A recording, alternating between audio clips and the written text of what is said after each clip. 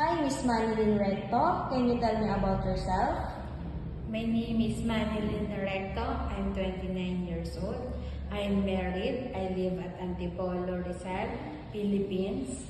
Do you have kids? Yes, I have two kids, 8 years old girls and 6 years old boys. How many siblings do you have? I have siblings of 3. I am a second. Tell me about your educational background.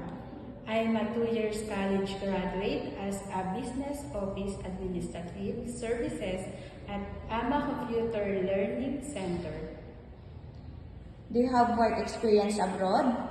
No, but I have experience as a helper or nanny for 2 years from February 2022 to August 2024.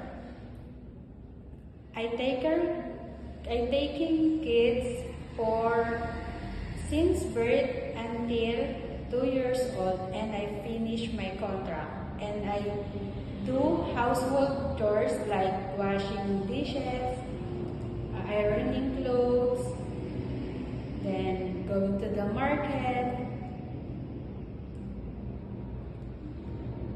How would you describe yourself? Describe myself as a hardworking, time management,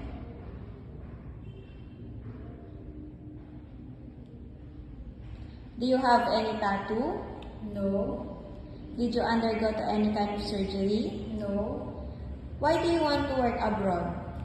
I want to work abroad to give a better financial to my family. Are you scared of dogs and cats? No, Can you give us your idea on how would you handle a naughty child or children with tantrums?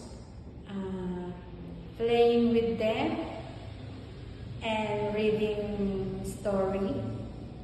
Can you sing a nursery song?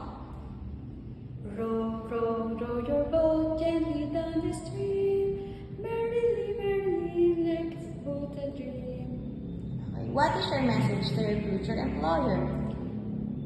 To my future employer, please choose me, and I will do my best to your family and your kids, and I promise to take care of your kids and to finish my contract as you need me.